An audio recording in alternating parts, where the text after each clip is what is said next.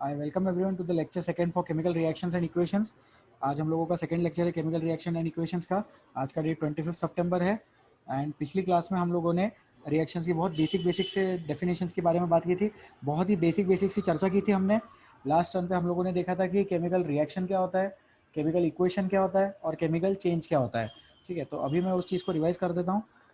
So in the last class we discuss what chemical change means, what chemical reaction means and what chemical equation means। Equation okay. तो last turn पे ये तीन concept हम लोगों ने देखे थे। आई होप इसमें किसी को कोई डिफिकल्टी नहीं है। अगर डिफिकल्टी होगी तो we will take that up at a particular time. एक पर्टिकुलर स्टेज पे मैं डिफिकल्टीज डिस्कस करूंगा।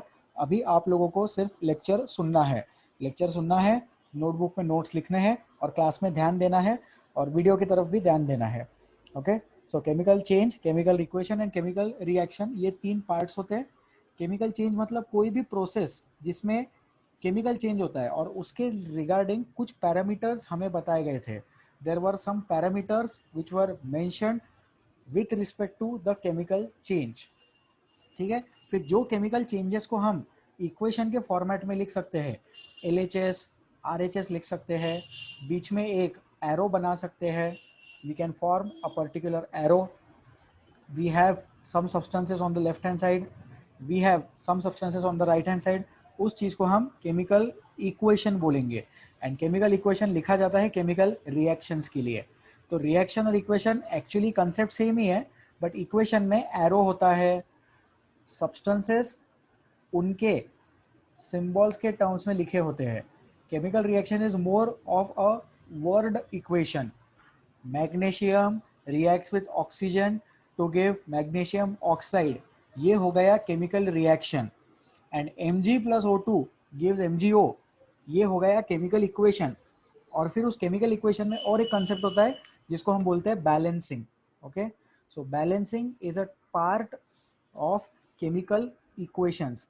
केमिकल इक्वेशंस को हम बैलेंस करते हैं। Okay, so now please don't raise your hands, I will not be in a position to talk to you। if there is any pressing need, pressing need का मतलब समझ में आना चाहिए, बहुत ही ज़्यादा कुछ अर्जेंट इन्फॉर्मेशन देनी है तो ही आप मुझे व्हाट्सएप पे मैसेज करें। Because I am teaching, I won't be able to look at the WhatsApp parallelly. एक ही टाइम पे मैं पढ़ा और व्हाट्सएप नहीं देख पाऊंगा। तो अभी अगर कुछ बहुत ही ज़्यादा इंपॉर्टेंट चीज़ है, आवाज़ ही नहीं आ रहा है, नेटवर्क ही गया, आप निकल ही गए क्लास से, एंटर नहीं हो पा रहे हो, तो ही उस कंडीशन में आप मुझे व्हाट्सएप पे मैसेज करें।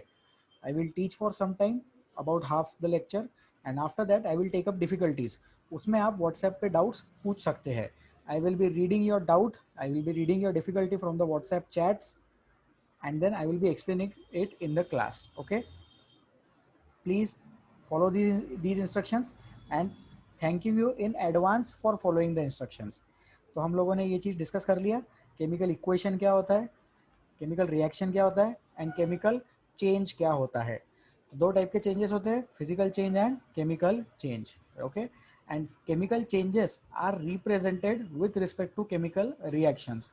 फिर इसमें और एक पॉइंट हम लोगों ने डिस्कस किया था, that every chemical change cannot be expressed in chemical reaction format। ठीक है, but everything that is expressed in reaction format is a chemical change।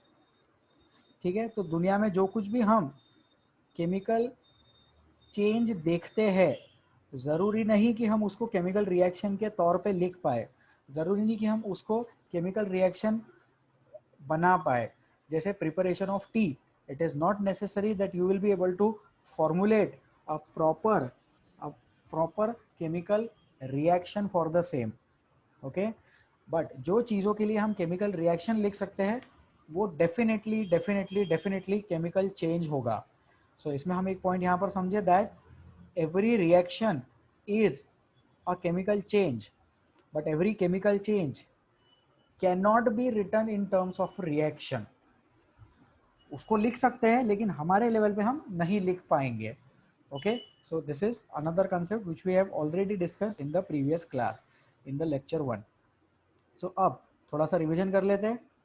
Chemical reactions के बारे में, aqueous solution of copper sulphate plus zinc dust gives aqueous solution of zinc sulphate plus copper. ये जो first number लिखा है ये एक word equation है।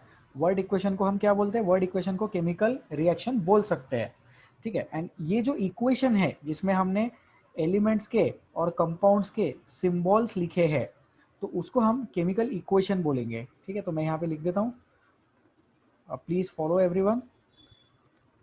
केमिकल केमिकल नहीं, symbols of elements and compounds are mentioned. Symbols of elements and compounds are mentioned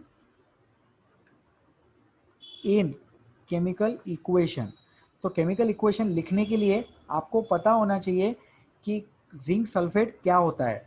तो zinc sulphate होता है ZnSO4, zinc sulphate is ZnSO4, copper sulphate is CuSO4। तो हमें पता होना चाहिए कि कॉपर सल्फेट CuSO4 है, तभी हम लोग वर्ड इक्वेशन से केमिकल इक्वेशन में जा पाएंगे। नहीं तो सिर्फ थ्योरी जैसा एक पैराग्राफ जैसा हम वर्ड इक्वेशन लिख पाएंगे। वर्ड इक्वेशन में अगर आप चाहे तो इस एरो की जगह पर, अगर वर्ड इक्वेशन में अगर आप लोग चाहे तो इस एरो की जगह पर गिव्स या फिर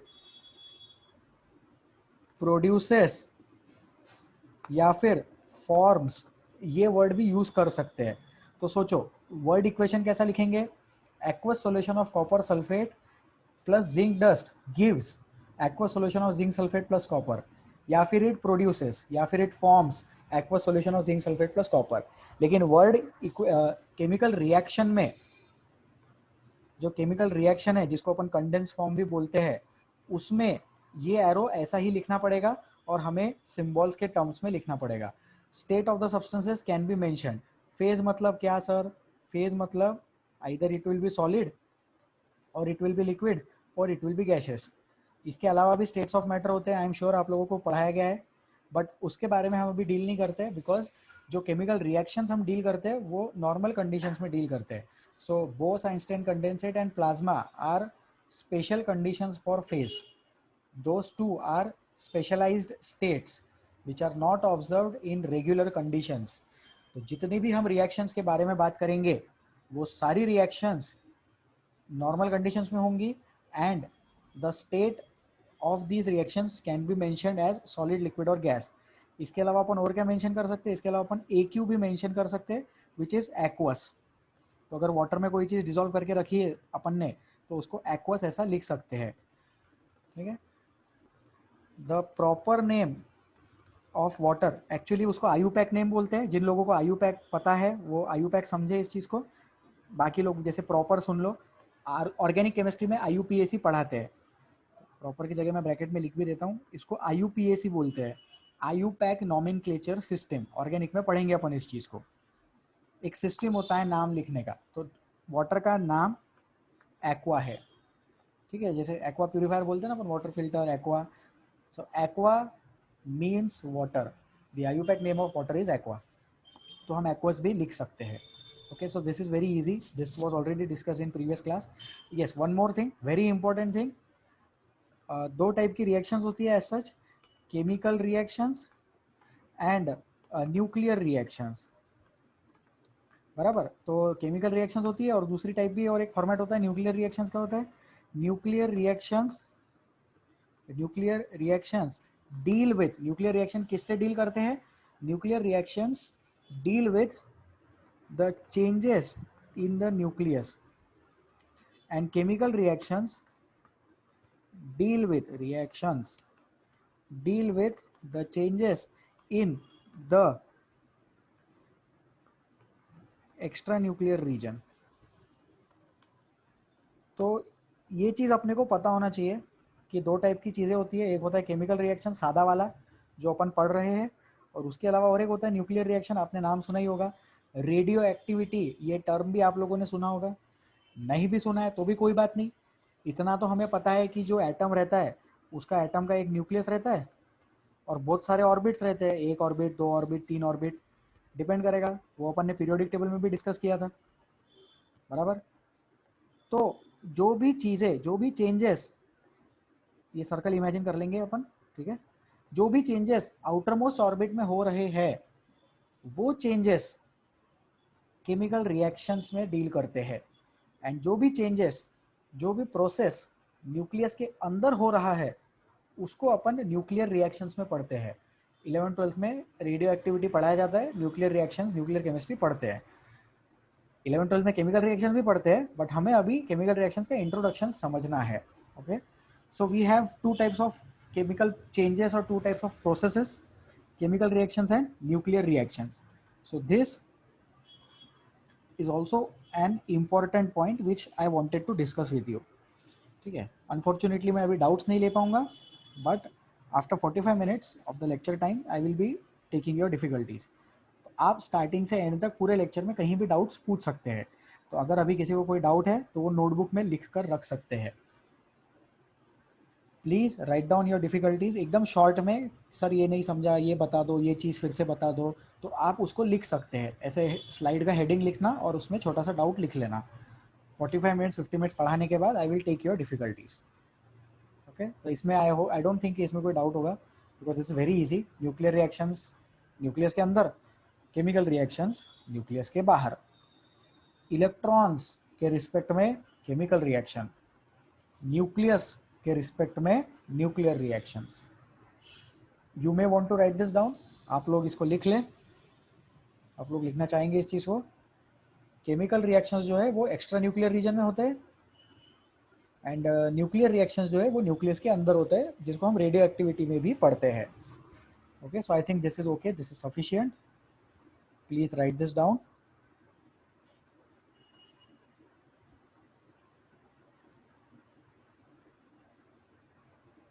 प्लीज राइट दिस डाउन। लिख लिया सबने? आई होप सब लोगों ने लिख लिया है। अपन आगे बढ़ सकते हैं इस चीज़ में। ठीक है, तो नेक्स्ट अभी देखेंगे। हाँ, तो ये क्या है, इक्वेशन है, magnesium plus oxygen gives magnesium oxide. ये balancing will be taught in next class, तो ये अभी भी नेक्स्ट क्लास में पढ़ाएंगे, आज वाली क्लास में नहीं पढ़ाएंगे अपन balancing.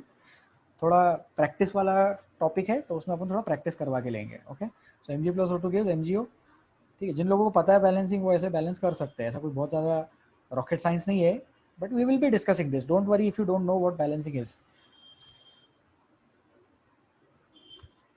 Okay, will go ahead. ये भी हमने लास्ट टाइम पे डिस्कस किया था।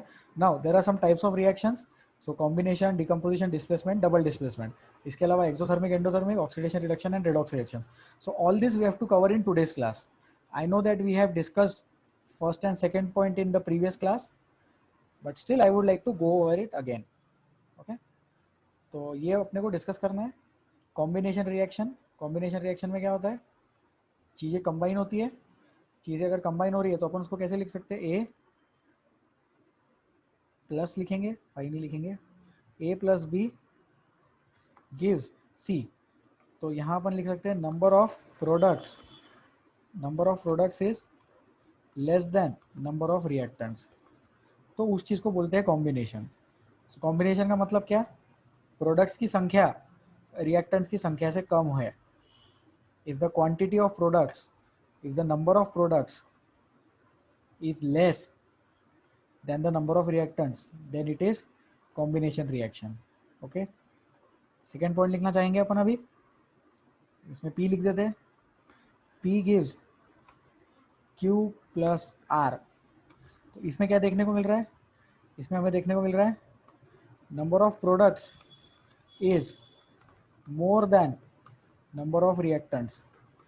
कितने प्रोडक्ट्स बने, 2 प्रोडक्ट्स बने, कितने रिएक्टेंट्स थे, 2 से कम रिएक्टेंट्स थे।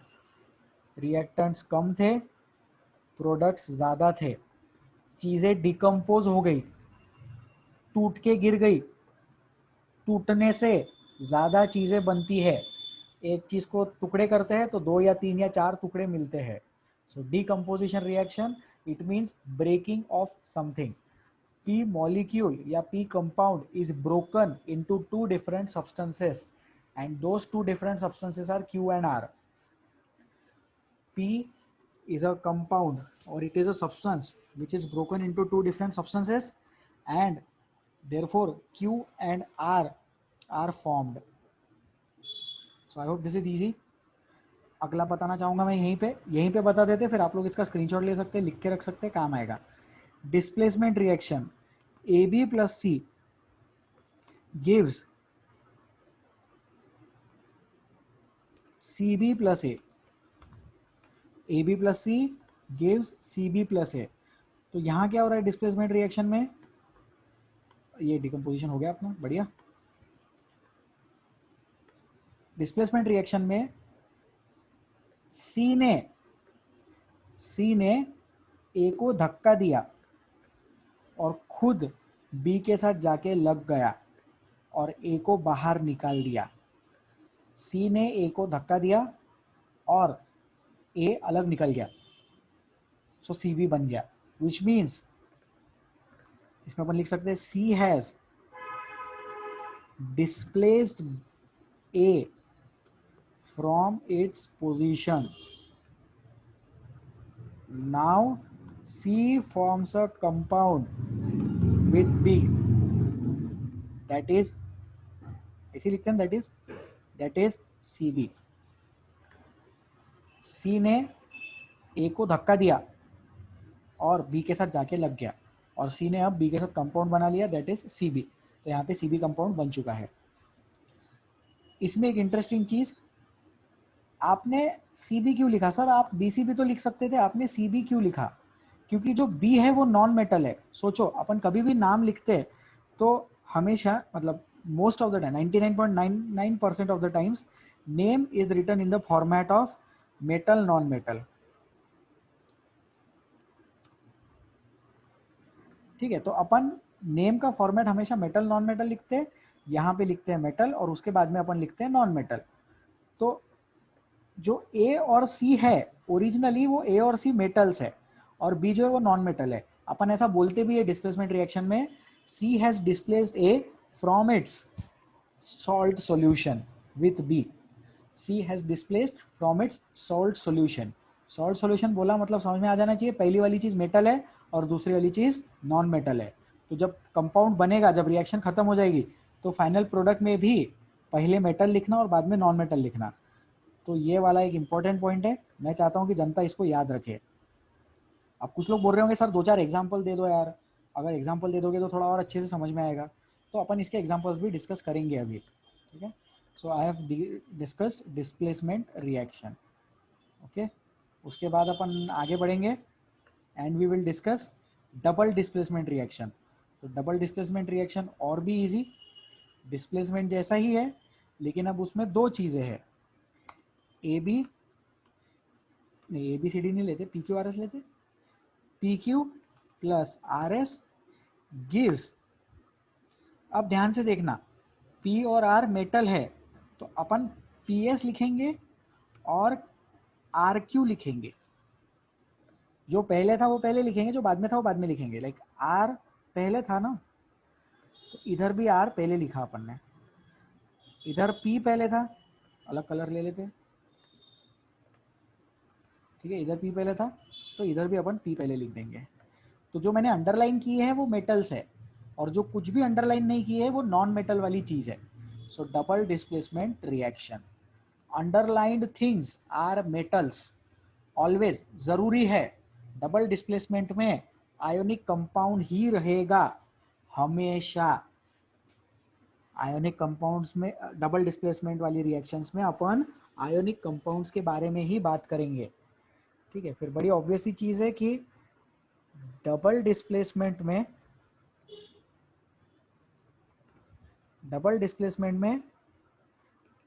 कंपाउंड कंपाउंड रिएक्ट्स, है ना, कंपाउंड और कंपाउंड ही रिएक्ट करेंगे ना, कंपाउंड का एलिमेंट के साथ तो रिएक्शन नहीं हो सकता। डबल डिस्प्लेसमेंट में ये जो T है ये यहाँ का T है, ठीक है, ये डबल डिस्प्लेसमेंट में कंपाउंड कंपाउंड का रिएक्शन होता है। ये T उधर लिख देना, समझ में आ जाएगा आपको।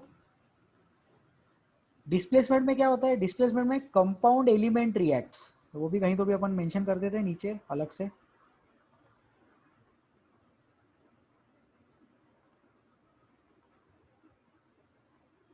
डिस्प्लेसमेंट रिएक्शन में कंपाउंड एलिमेंट रिएक्ट्स, कहाँ चला गया वो, आ गया, यहाँ छोड़ दे, चलो छोड़ दिया। सो डिस्प्लेसमेंट रिएक्शन में कंपाउंड एलिमेंट रिएक्ट करता है और डबल डिस्प्लेसमेंट में कंपाउंड कंपाउंड रिएक्ट करता है। बहुत इंपॉर्टेंट पॉइंट, इस पे मेजर टेस्ट में क्वेश्चन डालूंगा मैं, याद रखना। सर पेपर फोड़ रहे हो, ठीक है, तो इसको लिख लो। 1 minute is being given to write this down. इसको अभी लिख ले। 4 चीजें डिस्कस कर ली, एग्जाम्पल अभी डिस्कस कर लेंगे। कोई बहुत बड़ी बात नहीं है, एग्जाम्पल एग्जाम्पल तो टेक्स्ट बुक में भी मिल जाएगा, लेकिन कंसेप्ट को समझना है।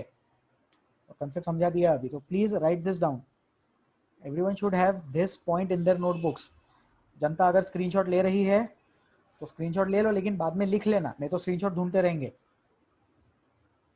Please write this down with you. अपन लेंगे डिफिकल्टीज बाद में।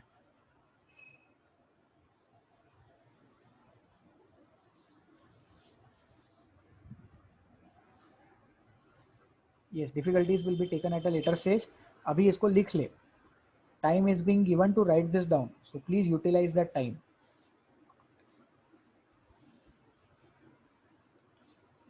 And people who are taking screenshots, please ensure that you write them in your notebook in your own handwriting after the class. खुद के नोट्स में ये पॉइंट्स होने चाहिए। तो समझ में आना चाहिए मेटल नॉन मेटल क्या लिखा है यहाँ पे। मेटल नॉन मेटल फॉर्मेट है, नाम लिखने का तरीका है। पहले मेटल लिखते फिर नॉन मेटल लिखते, इसलिए सी बी लिखा। डबल डिस्प्लेसमेंट रिएक्शन में कंपाउंड कंपाउंड रिएक्ट करता, डिस्प्लेसमेंट रिएक्शन में कंपाउंड एलिमेंट रिएक्ट करता। ठीक है, ये जो अंडरलाइन किए है डबल डिस्प्लेसमेंट में, अंडरलाइन की हुई चीजें मेटल्स है। The things which are underlined are metals. हमेशा आयोनिक कंपाउंड्स ही रिएक्ट करेंगे डबल डिस्प्लेसमेंट में।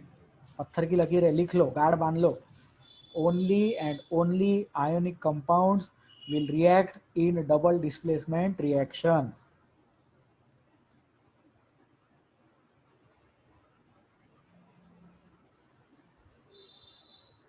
Ionic compounds only will react in double displacement reaction.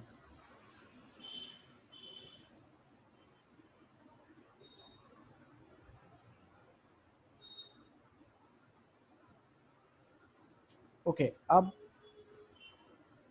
इसको लिखो जल्दी से।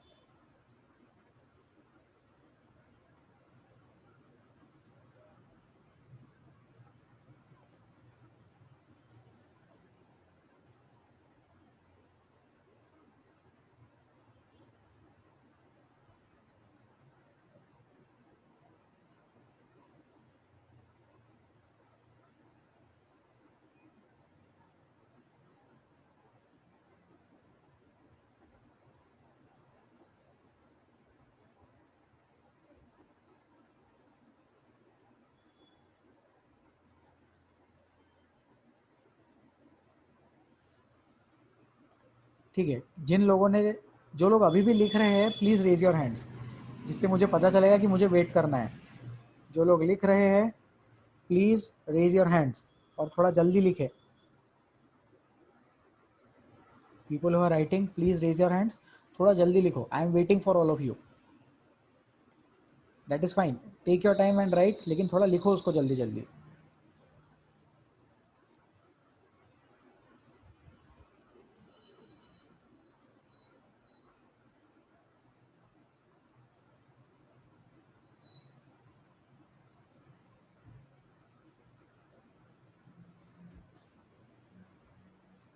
Okay, I think that is sufficient time.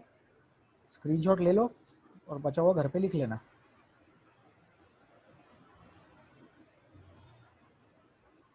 Okay, enough time has been given. Now I will delete this. I am deleting this. And I am moving to the next slide. Combination reaction discuss करना है मुझे अभी आप लोगों के साथ में। Combination reaction discuss किया जा रहा है। Everyone please low your hands, हाथ नीचे कर लो।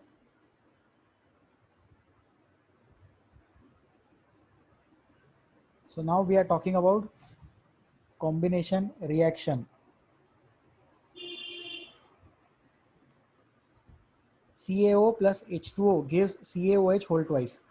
ये एक रिएक्शन का एग्जांपल है, ये कॉम्बिनेशन रिएक्शन है। आप देख पा रहे होंगे कि रिएक्टेंट्स ज़्यादा है, प्रोडक्ट्स कम है। प्रोडक्ट्स कम है मतलब चीज़ें क्या हो रही है, चीज़ें कंबाइन हो रही है। कंबाइन हो रही है मतलब चीज़ें जुड़ रही है, and therefore number of products will be less than number of reactants. Things are combining. Second example, carbon plus oxygen gives CO2.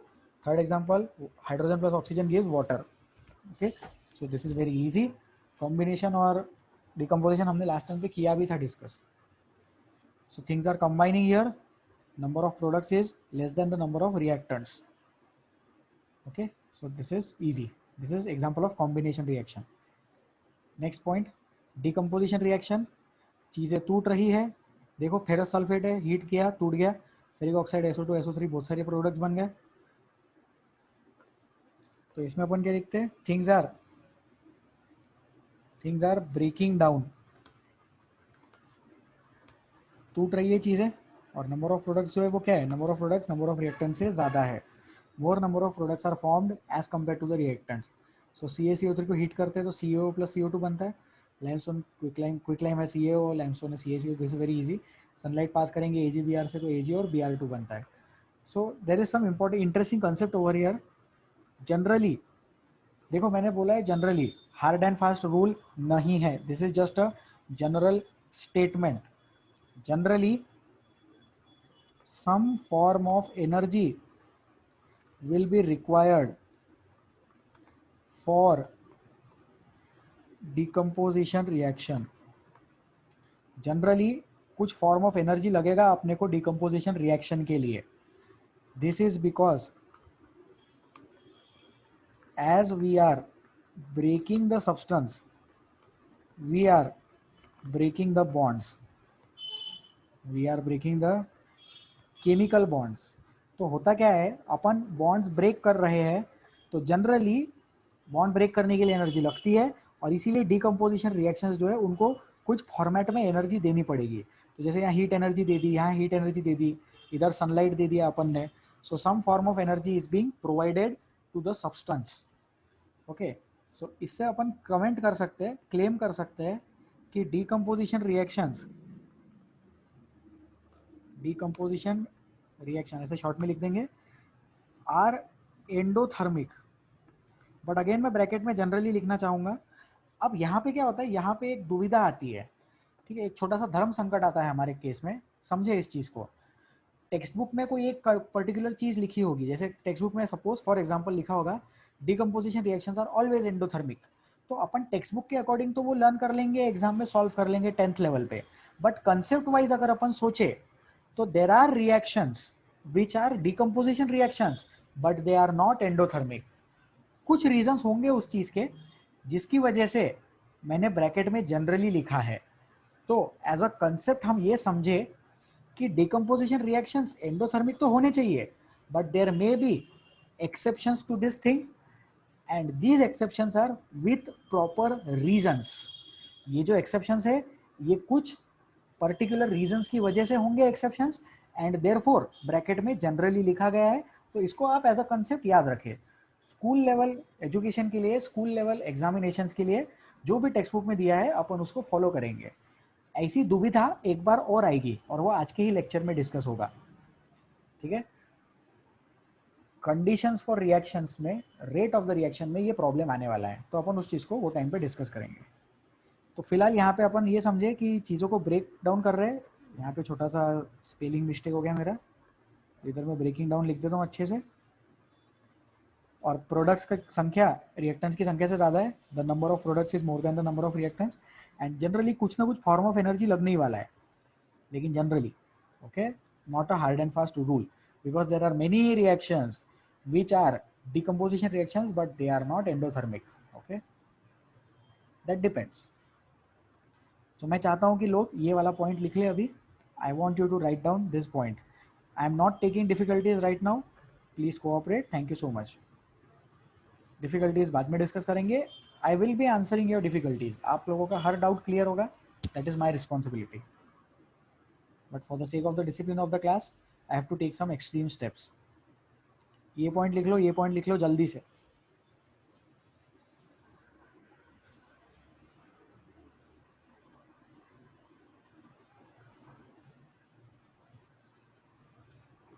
Please write down these 2 points.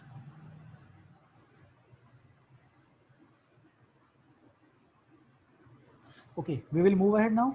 I am deleting this. I am deleting this information on the screen. Screen पे लिखी हुई चीज delete हो रही है. Okay. So now comes the displacement reactions part. So displacement reaction में देखो एक metal है.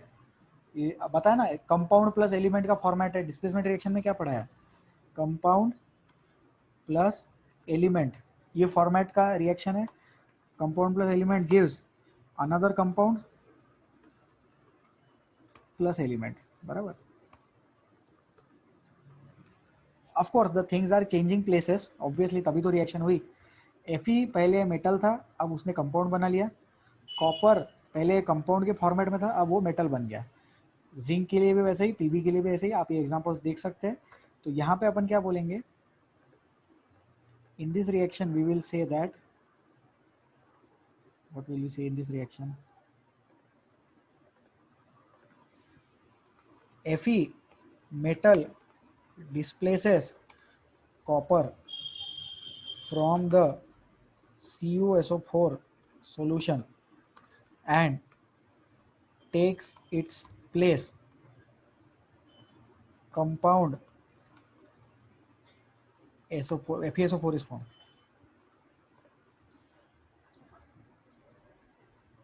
इस स्टेटमेंट को पढ़े और उसको समझे. Please read the statement and try to understand that statement. Fe एक मेटल है जिसने कॉपर को उसके सॉल्यूशन से डिस्प्लेस कर दिया. Fe as a metal displaces copper from the CuSO4 solution and takes its place. उसने तो कॉपर की जगह ले ली, तो अब Fe ने कंपाउंड बना लिया है. कॉपर की जगह लेने की वजह से Fe ने कंपाउंड बना लिया और कॉपर अकेला रह गया. Exact same thing is happening over here. ठीक है. अब आप लोगों को दिख रहा होगा कि यार हर एग्जांपल में कॉपर सेपरेट हो रहा है, तो सर ऐसा कोई रूल है क्या? नहीं, ऐसा कोई रूल नहीं है. एक कंसेप्ट होता है जिसको बोलते हैं मेटल का रिएक्टिविटी सीरीज. ये वही कंसेप्ट है जो हम लोगों ने मेटलर्जी टॉपिक में पढ़ा था, मेटल्स एंड नॉन मेटल्स में. अब उन दोनों टॉपिक्स को रिलेट करना है आप लोगों को. Metals and non metals chapter का मेटल का रिएक्टिविटी सीरीज वाला आर्टिकल एंड डिस्प्लेसमेंट रिएक्शंस वाला आर्टिकल रिलेट करके रीड करना है. You are required to read both the articles consecutively. एक के बाद एक वो आर्टिकल्स को रीड करें अच्छे से. पहले रिएक्टिविटी सीरीज का आर्टिकल रीड करें, फिर उसके बाद केमिकल रिएक्शन एंड इक्वेशंस में से डिस्प्लेसमेंट रिएक्शन वाला आर्टिकल रीड करें और उसको समझे. ठीक है. फिर और एक इसमें last point, very important point, अगर कोई रिएक्शन फॉरवर्ड जा रही है तो वो रिएक्शन बैकवर्ड नहीं जा सकती. मतलब क्या? मतलब आयरन कॉपर सल्फेट से रिएक्ट कर सकता और आयरन सल्फेट और कॉपर बना सकता, लेकिन कॉपर आयरन सल्फेट से रिएक्ट नहीं कर सकता है. So you are required to read the reactivity series of metals very carefully. वो सीरीज नहीं पढ़ना है, सीरीज पढ़ना ही है, लेकिन उसके साथ उसका थ्योरी भी पढ़ना है. Okay, please read the corresponding theory very carefully and then you will be able to understand the concept. अगर कोई रिएक्शन आगे जा रही है मतलब वो पीछे की तरफ नहीं जाएगी. Copper cannot displace iron from its solution, but iron can displace copper from its solution. ठीक है. Fe plus CuSO4 FeSO4 plus Cu बना सकता है, लेकिन FeSO4 और Cu Fe और CuSO4 नहीं बना सकता. इसको समझो. ठीक है. So I want you to write this down. मैं चाहता हूँ कि आप लोग ये चीज़ लिखे. ये जो रिएक्शन है ये तो मैंने आपकी टेक्स्ट बुक से निकाले हैं.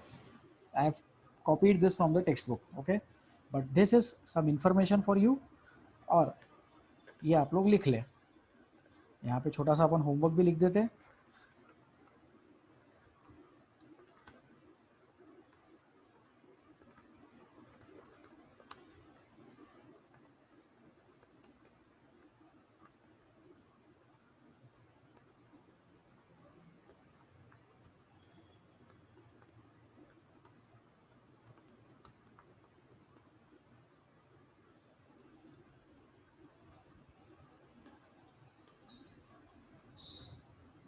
ये होमवर्क यहाँ पे राइट साइड में ऊपर पोस्ट कर दिया है मैंने, इसी स्लाइड में होमवर्क दिख रहा है, प्लीज़ इसको करके आना।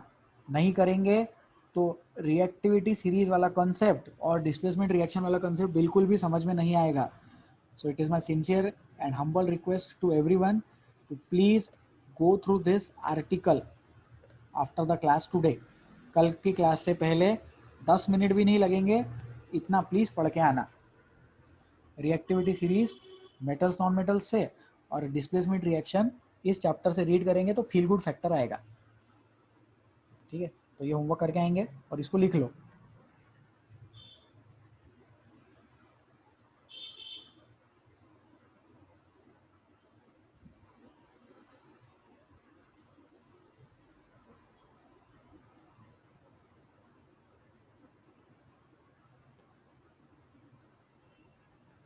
चलो, we will go ahead.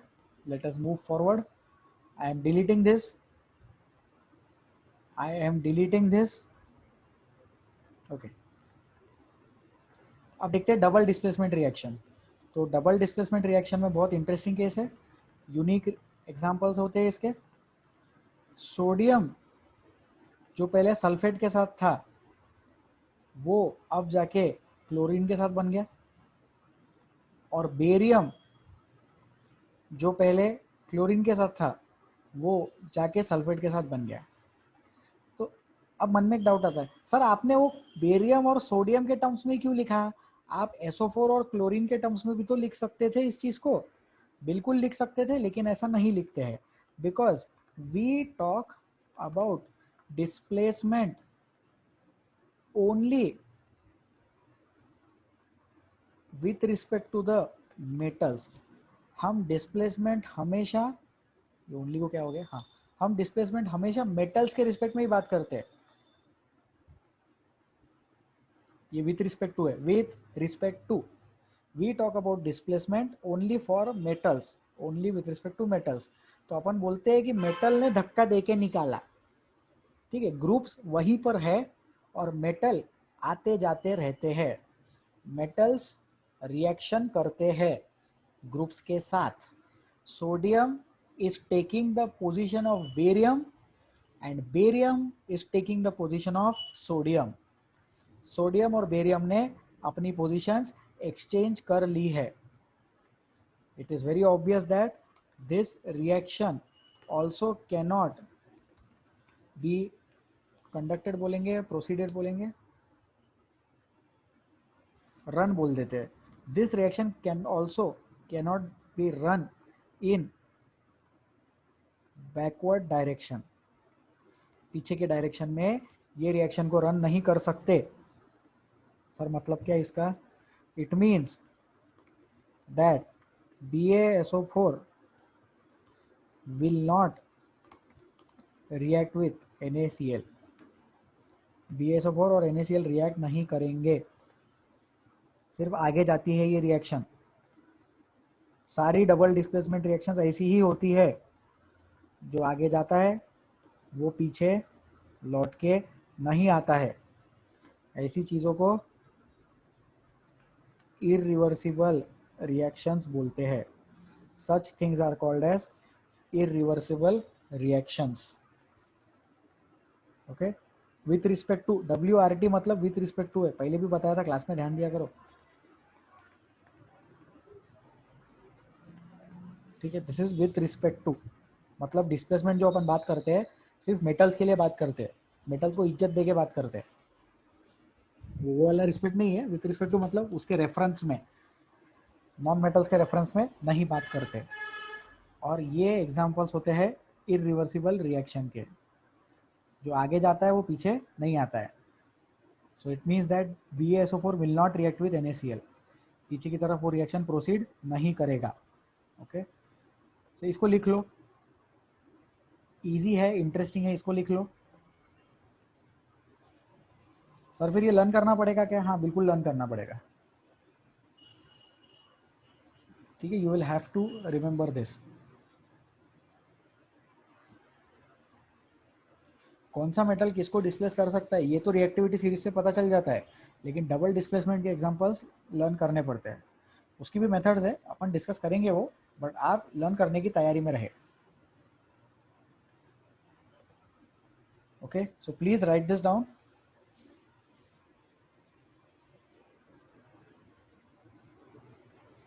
हाथ नीचे कर लो, अभी डिस्कस नहीं करूंगा मैं। Okay, so now I am deleting this, I am clearing all of this. ठीक है, now I will be taking difficulties. आप व्हाट्सएप पे मैसेज करें, please message me your doubts, message me your difficulties on WhatsApp and I will reply them in the class. अब तक जितना पढ़ा है उसमें अगर कंसर्न्स है तो डाउट्स पूछ सकते हैं। Please do not raise your hands in the class, कुछ नहीं होने वाला उससे।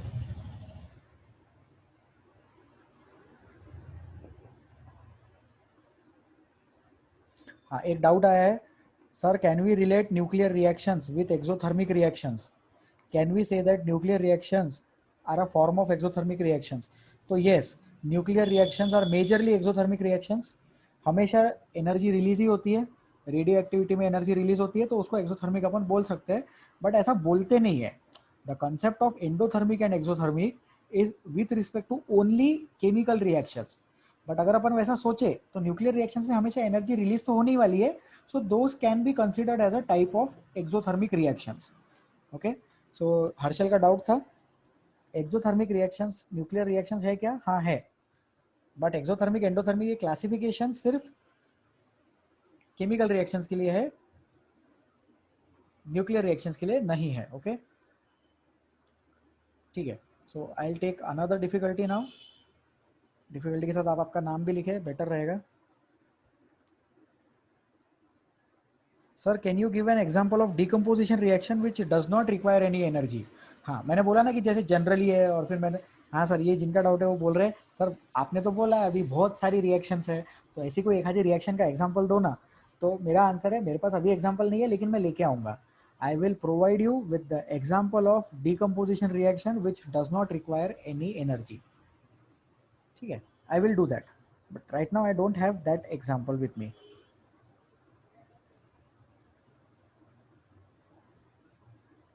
सर डबल डिस्प्लेसमेंट रिएक्शन में रिएक्टिविटी का कुछ कंसेप्ट रहता है क्या? बिल्कुल रहता है। डबल डिस्प्लेसमेंट रिएक्शन में भी रिएक्टिविटी का कंसेप्ट है, तो यही चीज आप लोगों को करके आना। मैंने होमवर्क बोला ना, तो double displacement and reactivity of metals, इसको पढ़ के आना। ठीक है, अपन क्लास में डिस्कस करेंगे, बट इसमें इंटरेस्टिंग केस ये है कि सर फिर ये तो दोनों एक दूसरे को डिस्प्लेस कर रहे हैं ना, तो हमें कैसे पता चलेगा? तो उसके लिए क्या होता है, उसके लिए एक सीक्वेंस होता है। जैसे बेरियम सोडियम को सल्फेट से हटा सकता है, मतलब अगर इधर Na2SO4 रहेगा तभी बेरियम क्लोराइड की रिएक्शन करवा सकते हैं।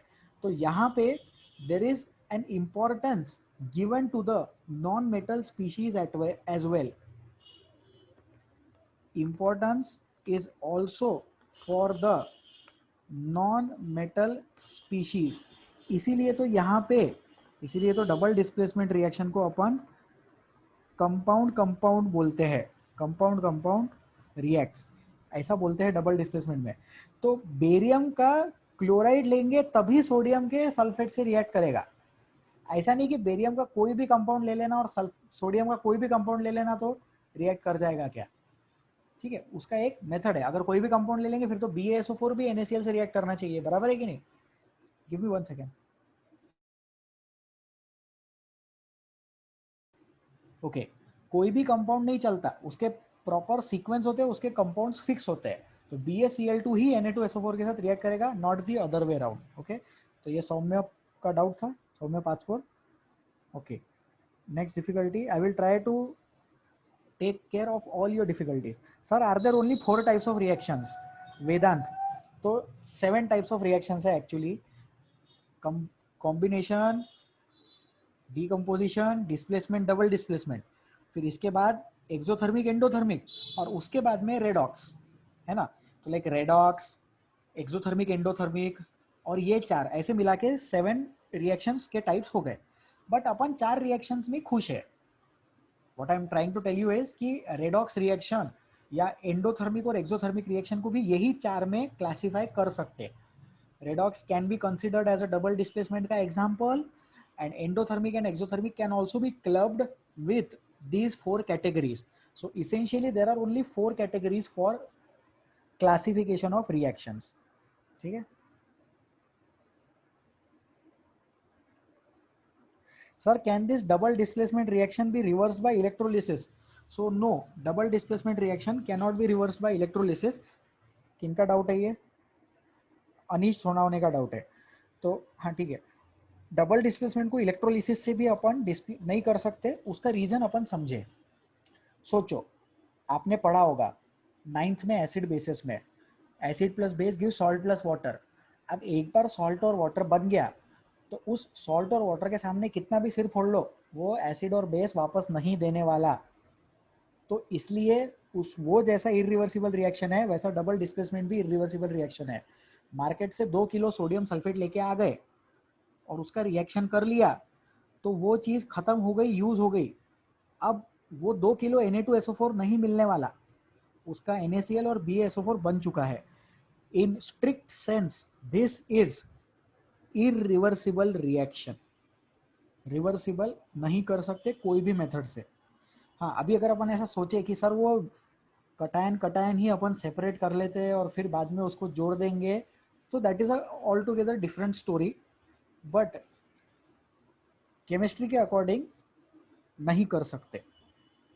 ठीक है, what I am trying to tell you is कि वो टेक्नोलॉजी डेवलप नहीं हुई है कि अपन सोडियम का कटायन क्लोरीन का कटायन लाके NaCl बना ले, या बेरियम का कटायन क्लोरीन का कटायन अनायन लाके BaCl2 बना ले।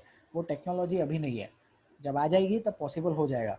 वैसे ही अपन इस पे थोड़ा और मैं चर्चा करना चाहूँगा इस पॉइंट पे। आई होप जनता बोर नहीं हो रही है। हम एटम्स भी नहीं बना सकते, जो एटम्स नेचर में है वो ऑलरेडी है। ऐसा नहीं सोच सकते कि सर 6 प्रोटॉन लेके आ जाते, 6 न्यूट्रॉन लेके आते, 6 इलेक्ट्रॉन लेके आते, उनको मिला देते और कार्बन का एटम बना देते। ऐसा पॉसिबल नहीं है। ऐसे फ्री में या फिर पैसे देके भी प्रोटॉन्स इलेक्ट्रॉन्स न्यूट्रॉन्स नहीं मिलते। ठीक है, अब ऐसा सोचो, किसी जमाने में एटम्स भी नहीं मिलते थे। There was a time when oxygen was only naturally prepared by the trees. आज की डेट में ऑक्सीजन का सिलेंडर है। अब वो ऑक्सीजन भले ही लेबोरेटरी में नहीं बनाया होगा, किसी दूसरे कंपाउंड से एक्सट्रैक्ट किया होगा, फिर भी हम ऑक्सीजन जमा करके रख सकते हैं। हम चाहे तो ऑक्सीजन और हाइड्रोजन रिएक्ट करवा के वाटर बना सकते हैं। So right now we have that particular technology. Future में अगर प्रोटॉन इलेक्ट्रॉन न्यूट्रॉन से एलिमेंट्स बनाने की भी टेक्नोलॉजी आ जाए तो फिर कहानी एकदम चेंज हो जाएगी। ठीक है, तो उस पर इतना ही।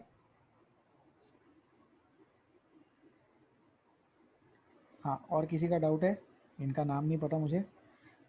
Sir double displacement reaction can occur in non metals and non metals.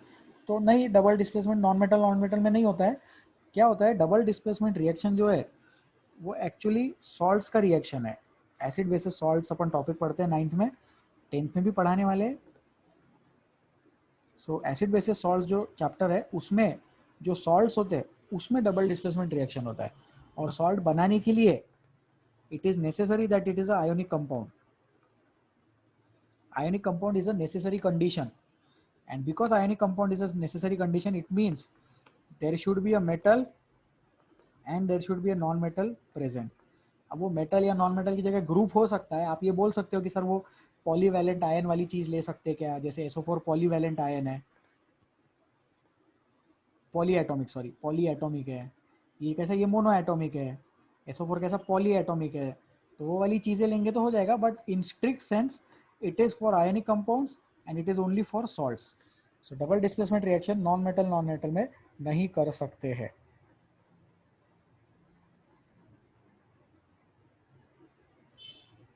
हाँ, किसी का डाउट आया है, अच्छा डाउट है, इनका नाम नहीं पता मुझे। Sir in double displacement reaction when both the reactants are exchanged, how can we say that which one is more reactive? ठीक है, बहुत अच्छा डाउट है। इसके रिगार्डिंग आप लोगों को थ्योरी पढ़ना है। मेटल्स एंड नॉन मेटल्स का रिएक्टिविटी सीरीज देखना है। देखो मैं आपको बताता हूँ करना क्या है। स्टेप 1, रिएक्टिविटी सीरीज देखो। स्टेप 2 सोडियम और बेरियम को कंपेयर करो। स्टेप 3 कौन ऊपर है ये पता करो, ठीक है।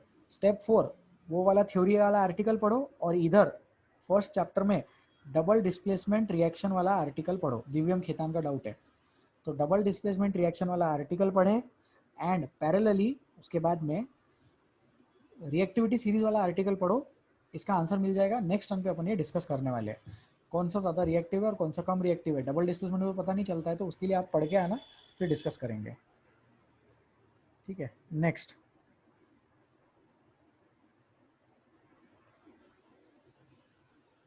हाँ सर इस रिएक्शन में सब रिएक्टेंट्स एक्वस है, फिर BaSO4 सॉलिड क्यों है? Very good. कौन है ये? पता नहीं कौन है, ठीक है। तो BaSO4 सॉलिड इसलिए है क्योंकि वाटर में डिसॉल्व नहीं होता है। अच्छा डाउट है। एक्वस लिखा है, it means that it can dissolve in water. Aqueous का मतलब वाटर में डिसॉल्व हो सकता है। सॉलिड, सौम्य का डाउट है फिर से। सॉलिड्स जो है वो डिसॉल्व, जैसे BaSO4 इनसोल्यूबल होगा इसलिए उसको सॉलिड लिखा। वाटर में डिसॉल्व होने वाली चीज एक्वस, जो चीज वाटर में डिसॉल्व नहीं होगी वो इनसोल्यूबल रहेगी, सेटल डाउन हो जाएगी, तो उसके लिए सॉलिड लिखा है। मिसप्रिंट नहीं है वहां पे।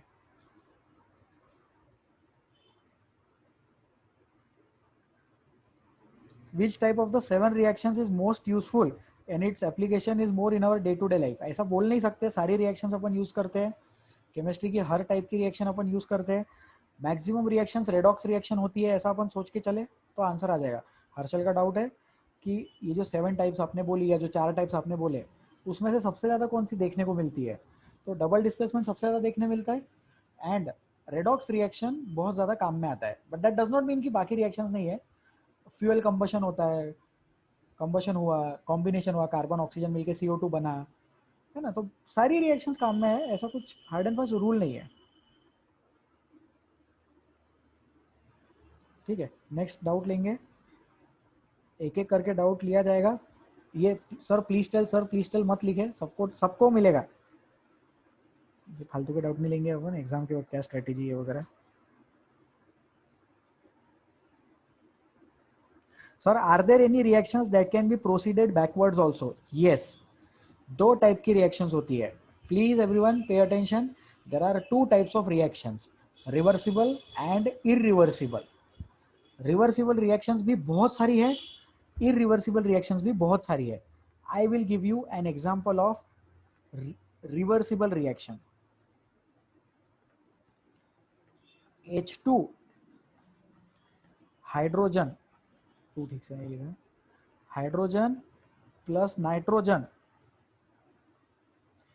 H2 plus N2 gives 2NH3। इसमें ऐसा रिवर्सिबल रिएक्शन का एरो लिखते हैं अपन। We write the arrow for reversibility of a reaction in this format. तो यहाँ पे अपन 2NH3 लिखते हैं, इधर 3 लिख देना, रिएक्शन बैलेंस हो जाएगा। बैलेंसिंग नहीं समझ में आता कोई बात नहीं, बट रिएक्शन तो देख सकते हैं। ये बहुत फेमस रिएक्शन है, बहुत फेमस एग्जांपल है रिवर्सिबल रिएक्शंस का। तो अभी मैं बोर्ड पे लिख रहा हूँ, सब लोग ध्यान देंगे।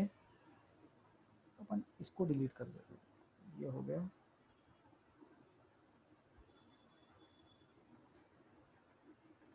So 2 types of reactions, reversible and irreversible. Irreversible reaction वो है जो पीछे नहीं जाती, एक बार प्रोसीड कर गई तो प्रोसीड कर गई। रिवर्सिबल रिएक्शन है वो है जो बैकवर्ड भी जाती है। फिर आप बोलोगे सर अभी तो आपने 4 क्लासिफिकेशन बताए, फिर ये 2 नए क्लासिफिकेशन मतलब 6 हो गए क्या? ऐसा नहीं है, वो जो 4 है वो अलग कैटेगरी ऑफ क्लासिफिकेशन है, ये जो है ये अलग कैटेगरी ऑफ क्लासिफिकेशन है, ठीक है। So like reversible and irreversible, ये भी एक ब्रॉड क्लासिफिकेशन है रिएक्शंस का। And irreversible reactions are somewhat like this, in which there is a reversibility arrow over here. एक reversibility arrow अपन बनाते हैं, so 3N2 plus 3H2 plus N2 gives 2NH3 reversible reactions. Okay, ammonia लेके आओ market से, hydrogen और nitrogen बनेगा। Hydrogen और nitrogen लेके आओ मार्केट से, अमोनिया बनेगा। ऑब्वियस बात है, रिएक्शन कंडीशंस सप्लाई करनी पड़ेगी, रिएक्शन कंडीशंस प्रोवाइड करनी पड़ेगी, ठीक है।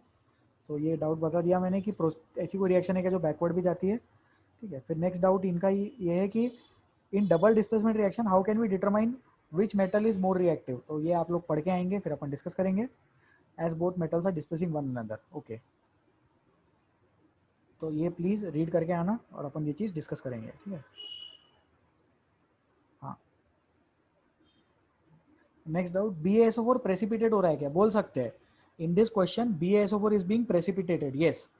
सॉलिड है, डिजोल्व नहीं हुआ, नीचे सेटल हो गया, प्रेसिपिटेट बोल सकते हैं, ठीक है। फिर NaOH और HCl gives NaCl plus H2O, ये न्यूट्रलाइजेशन है या डिस्प्लेसमेंट है, तो दोनों है। This is an example of both displacement as well as, मतलब double displacement as well as neutralisation reaction. कोई एक रिएक्शन दो तीन टाइप का हो सकता है, right. So this is an example of double displacement as well as neutralisation reaction. इसमें सिर्फ ये याद रखना कि हाइड्रोजन को मेटल कंसीडर किया है। NaOH प्लस HCl बहुत फेमस रिएक्शन है, आपको पता होगा, न्यूट्रलाइजेशन रिएक्शन उसको बोलते हैं। तो उसको डबल डिस्प्लेसमेंट जैसा ट्रीट कर सकते हैं, बट उसमें सिर्फ ये याद रखना कि जो हाइड्रोजन है उसको मेटल ट्रीट करे, ओके, ठीक है। So that is sufficient. Thank you so much for asking your difficulties. अगला डिफिकल्टी स्लॉट आएगा 15 मिनट्स के बाद में। जिन लोगों के डाउट्स क्लियर नहीं हुए, मौका मिलेगा, have patience. So now I will go ahead. Double displacement हो गया। अब देखते हैं एंडोथर्मिक और एक्सोथर्मिक का difference. For endothermic reaction heat is absorbed, for exothermic heat is evolved. याद रखने का तरीका भी है मेरे पास में। अपन एक्सोथर्मिक लिखते हैं तो एक्सोथर्मिक कैसा लिखते हैं, एक्स लिखते हैं ऐसा, तो जो एक्स लिखते हैं वो वी के जैसा दिखता है, तो V stands for evolved.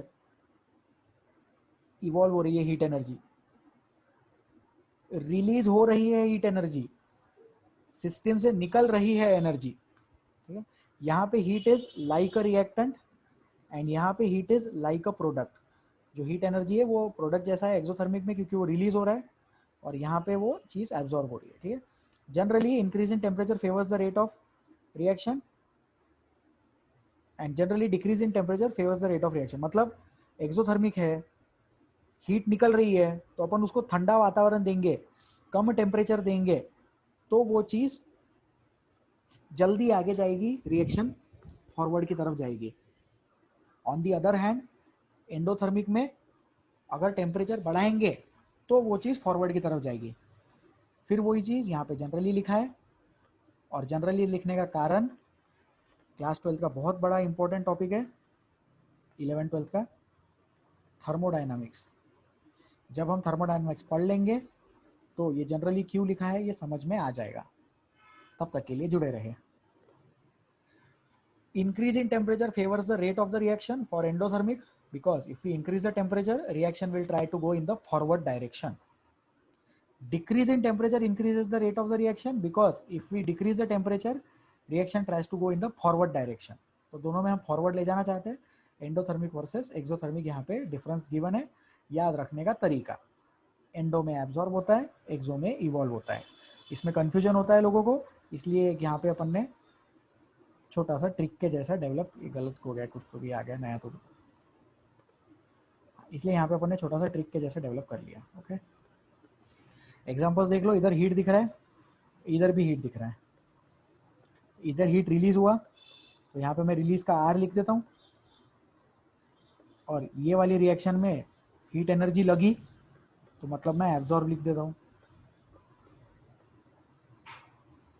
So here heat energy is being absorb. So think, अगर हीट नहीं देंगे तो रिएक्शन आगे नहीं जाएगी।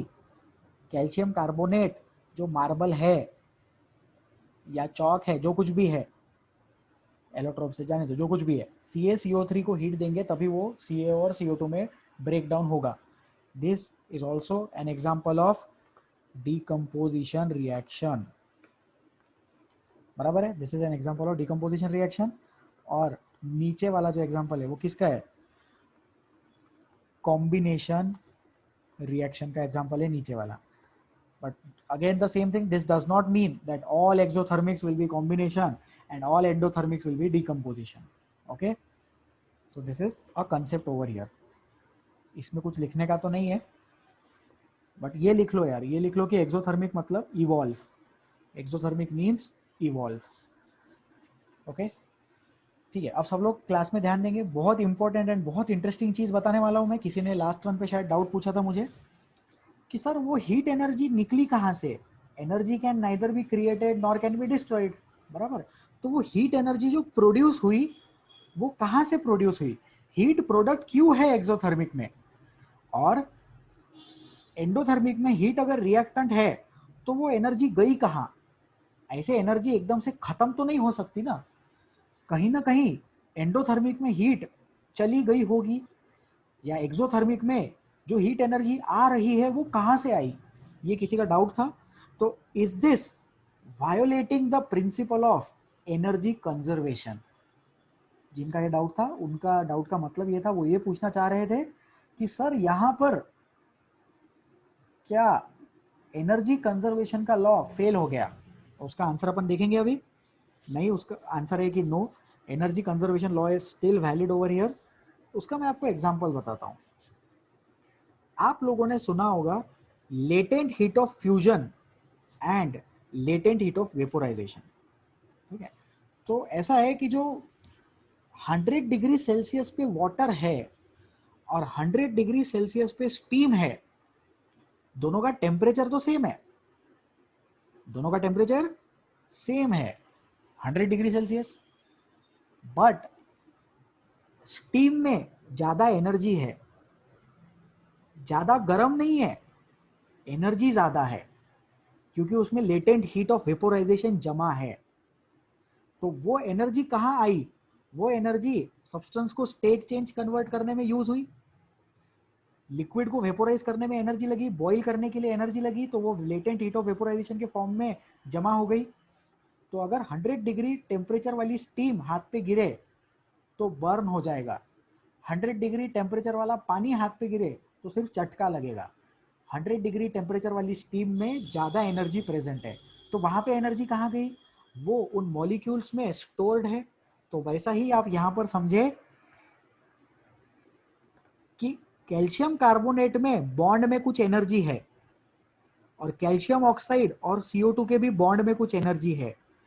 वो एनर्जी का डिफरेंस अगर निगेटिव है तो हमें हीट देनी पड़ेगी, और वो एनर्जी का डिफरेंस अगर पॉजिटिव आ गया तो हीट रिलीज हो जाएगी।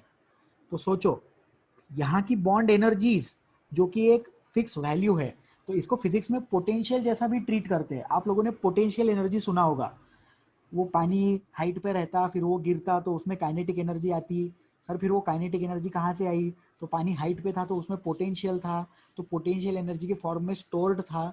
तो वैसा ही कुछ यहाँ पर उसके बॉन्ड में एनर्जी स्टोर्ड है। तो कैल्शियम कार्बोनेट के बॉन्ड्स में भी एनर्जी स्टोर्ड है, और इधर राइट साइड के प्रोडक्ट में भी एनर्जी स्टोर्ड है। वो जो एनर्जी का प्लस माइनस पॉजिटिव निगेटिव जो कुछ भी आएगा, उससे पता चलेगा कि एंडोथर्मिक है या एक्सोथर्मिक है। उससे हम अनुमान लगा पाएंगे कि रिएक्शन एंडोथर्मिक है या एक्सोथर्मिक है।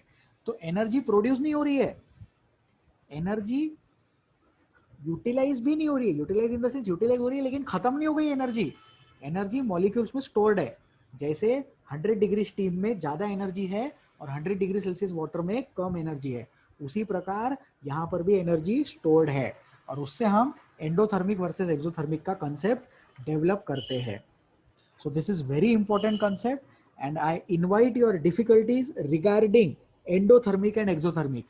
व्हाट्सएप पे डाउट्स पूछे, मैं डिस्कस करूंगा। अगर आपका डाउट एंडोथर्मिक या एक्सोथर्मिक से रिलेटेड नहीं रहा तो मैं नहीं बताऊंगा, बाद में बताऊंगा।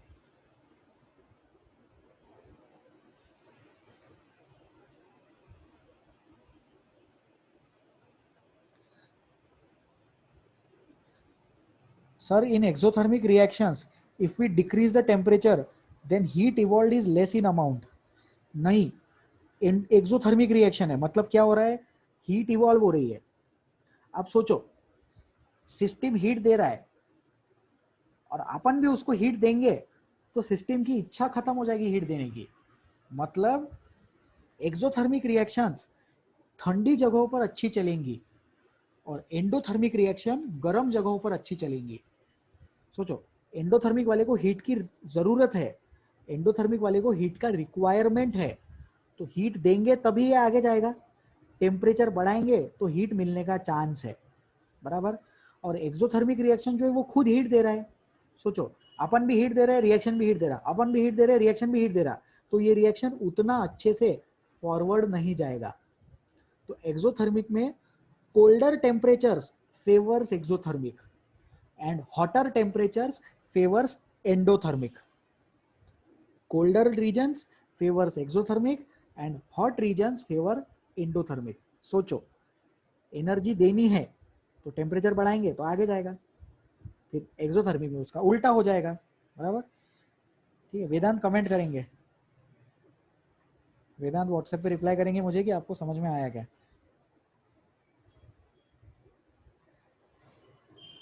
हाँ, please explain third point of that PPT. Third point temperature के रिस्पेक्ट में, clear sir, very good. Anish, third point क्या है, टेम्परेचर, और एक बार अपन डिस्कस कर लेंगे। इंक्रीज किया टेम्परेचर और सिस्टम को भी हीट चाहिए थी, तो सिस्टम रेडीली आगे जाएगा। सिस्टम को हीट चाहिए, आपने हीट दी, सिस्टम आगे जाएगा। सिस्टम हीट दे रहा है, मतलब सिस्टम चाहता है कि हम उससे हीट ले, और अगर हम हीट लेंगे तो सिस्टम आगे जाएगा। हीट इज अ प्रोडक्ट, जितना प्रोडक्ट हम रिमूव करते जाएंगे उतनी रिएक्शन आगे बढ़ती जाएगी। एंडोथर्मिक में हीट इज अ रिएक्टेंट, जितना हीट हम देंगे उतनी रिएक्शन आगे बढ़ती जाएगी। ठीक है, क्लास में हाथ मत उठाओ, I won't be able to respond over there. Sir why colder temperature favours exothermic, I guess ये अभी मैंने डिस्कस कर दिया तो समझ में आ गया होगा। हीट रिमूव करते रहो, रिएक्शन आगे जाती रहेगी, एक्सोथर्मिक। हीट देते रहो, रिएक्शन आगे जाती रहेगी, एंडोथर्मिक। ठीक है sir, which phenomena is responsible for the reversible and irreversible reactions. तो ऐसा कोई फिनोमिना नहीं है, डिपेंड करता है। एक कंसेप्ट होता है जिसको बोलते हैं इक्विलिब्रियम, केमिकल इक्विलिब्रियम, उसमें पढ़ते हैं अपन ये चीजें। जो रिएक्शंस नेचुरली रिवर्सिबल है, अब वो है रिवर्सिबल, और जो रिएक्शंस नेचुरली इरिवर्सिबल है वो है इरिवर्सिबल। उसके लिए कोई कंडीशन वगैरह नहीं है, there is no phenomena responsible. Left hand side right hand side दोनों बन सकता है तो दोनों बनेंगे, जिसका क्वांटिटी ज्यादा रहेगा तो वो रिएक्शन को इरिवर्सिबल बोल देंगे। ओके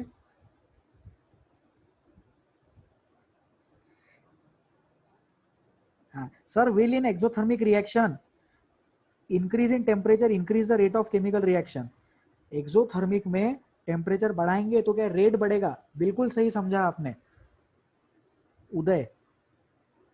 एक्सोथर्मिक रिएक्शन है, हमने टेम्परेचर बढ़ाया तो रिएक्शन का रेट बढ़ा, रिएक्शन की स्पीड बढ़ी, रिएक्शन की गति बढ़ी, जल्दी जल्दी रिएक्शन हो रही है। क्योंकि नहीं, उल्टा हो गया, टेम्परेचर बढ़ाएंगे नहीं, टेम्परेचर कम करेंगे तो। एक्सोथर्मिक है, वो हीट दे रहा है, टेम्परेचर कम करेंगे तो रेट बढ़ेगा। Decrease in temperature favours the rate of the reaction. ठीक है, और एंडोथर्मिक में, हाँ एंडोथर्मिक में डायरेक्ट रिलेशन सोचो, टेम्परेचर बढ़ाया मतलब as good as saying heat energy दिया, और हीट एनर्जी दिया तो रिएक्शन फास्ट हो गया, जल्दी हो गया, rate of the reaction increase हो गया।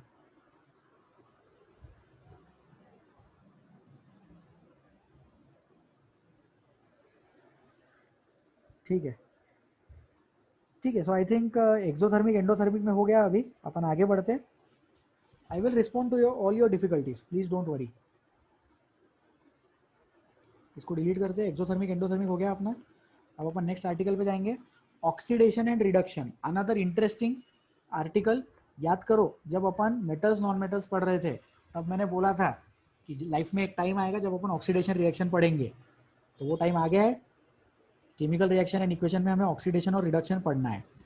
डेफिनेशन पढ़े, addition of oxygen, removal of hydrogen, increase in oxidation number, losing electrons, ये चारों चीज़ें ऑक्सीडेशन की डेफिनेशन है, और ये चारों चीज़ें रिडक्शन की डेफिनेशन है। Addition of hydrogen, removal of oxygen, decrease in ON and gaining electrons.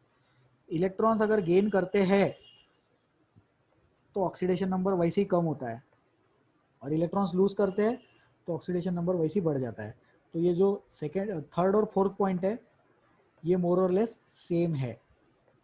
ठीक है सर, अब ऑक्सीडेशन नंबर क्या है तो अपन बता देते हो। Oxidation number actually relates to valency है, लेकिन वैलेंसी नहीं है, ये जस्ट ऑक्सीडेशन स्टेट बताता है। मतलब जैसे कटायंस है तो कटायंस में ये क्या रहेगा, चार्ज के इक्वल रहेगा। अनायंस है, अनायंस में क्या रहेगा, अनायंस में भी चार्ज के इक्वल रहेगा।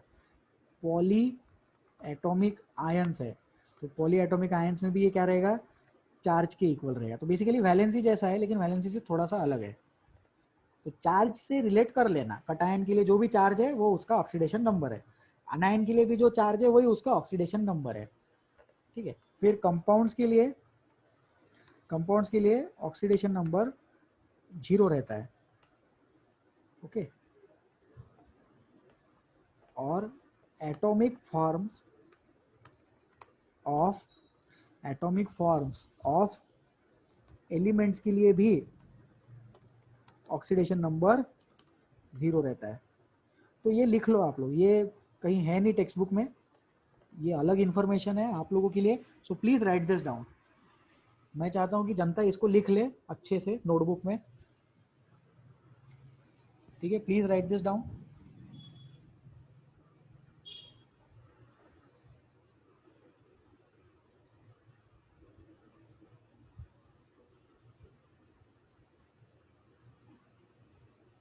प्लीज राइट दिस डाउन, जल्दी से लिख लो इसको,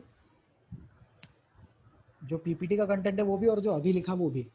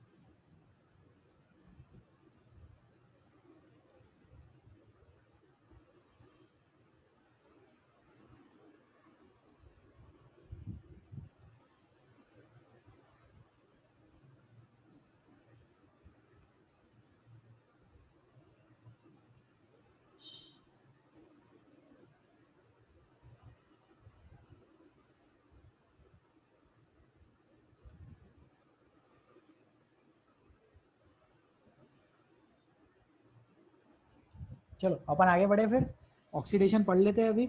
ऑक्सीडेशन में क्या, पहले लिख लिया आपने, अब मैं एक्सप्लेन करता हूँ। ऑक्सीडेशन में क्या होता है, अपन एडिशन ऑफ ऑक्सीजन करते हैं, सिंपल सा कंसेप्ट। ऑक्सीडाइज करना मतलब ऑक्सीजन ऐड करना। तो करोजन में अपन ने ये सीखा था, आयरन का ऑक्सीडेशन वाला प्रोडक्ट मतलब रस्टिंग, रस्टिंग होने के बाद आफ्टर रस्टिंग, रस्ट जो बना दैट इज ऑक्सीडाइज्ड आयरन। सो वहाँ पे ऑक्सीडेशन प्रोसेस हुआ। ठीक है, फिर रिमूवल ऑफ हाइड्रोजन भी ऑक्सीडेशन होता है। तो ऑक्सीडेशन और रिडक्शन एक्चुअली क्या है, एक दूसरे के करस्पॉन्डिंग है, इनवर्स चलते हैं। रिडक्शन हुआ तो उसके साथ ऑक्सीडेशन उसका उल्टा, ऑक्सीडेशन हुआ तो उसके साथ रिडक्शन उसका उल्टा होता है। Okay, so increase in oxidation number. अब ये जो ऑक्सीडेशन नंबर है अगर ये बढ़ा तो अपन ऑक्सीडेशन बोलते हैं, ये कम हुआ तो अपन उसको रिडक्शन बोलेंगे। ठीक है, फिर एक और कैटेगरी होता है जिसको बोलते हैं redox reaction. Both processes take place simultaneously, दोनों चीजें क्या है हमेशा एक साथ साइमल्टेनियसली होती है, उसको बोलते हैं redox reactions. Actually as a matter of fact there is no only oxidation और ओनली रिडक्शन। मतलब दुनिया में ऐसी कोई रिएक्शन नहीं रहती है कि सिर्फ ऑक्सीडेशन हुआ। अगर उसमें ऑक्सीडेशन हो रहा है तो कहीं ना कहीं उसमें रिडक्शन भी हो रहा होगा। Reactions always go parallelly, reactions हमेशा पैरेलली चलती है। तो यहाँ पे लिखा भी है अपन ने, redox reaction is equal to reduction plus oxidation, both this things happen together. जाहिर सी बात है, कहीं पे इलेक्ट्रॉन्स लूज अगर हो रहे हैं तो कहीं पे गेन भी तो हो रहे होंगे। अगर इलेक्ट्रॉन्स कहीं गए तो कहीं जा रहे होंगे तो वहां आ भी तो रहे होंगे, therefore it is gaining electrons.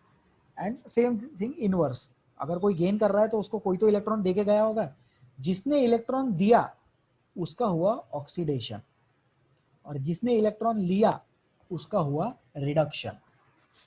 ठीक है, फिर और एक इसमें पॉइंट, इंपॉर्टेंट पॉइंट, जैसा ऑक्सीडेशन नंबर होता है वैसा रिडक्शन नंबर कुछ नहीं होता। ठीक है, so there is nothing like reduction number as such, there is only oxidation number as a concept. Okay, so हाँ ठीक है, ये हो गया। अभी इसमें कुछ नहीं है डिस्कस करने का मुझे।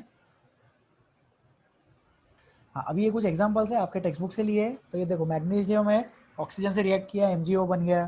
कार्बन का ऑक्सीजन से रिएक्ट किया, CO2 बन गया। इधर हाइड्रोजन रिलीज हो रहा है, इधर भी हाइड्रोजन रिलीज हो रहा है ना। तो ये चारों क्या है, ये चारों एग्जाम्पल्स है ऑक्सीडेशन रिएक्शन के। ऐसा नहीं, अपन लिख ही देते हैं। So these 4 are examples of oxidation reaction. उसमें जो 20 और 21 है वो क्या है, वो एडिशन ऑफ ऑक्सीजन है। और 22 और 23 जो है वो क्या है, रिमूवल ऑफ हाइड्रोजन है ना। लेकिन है ऑक्सीडेशन ही, कंसेप्ट वही है बट डेफिनेशन अलग अलग है।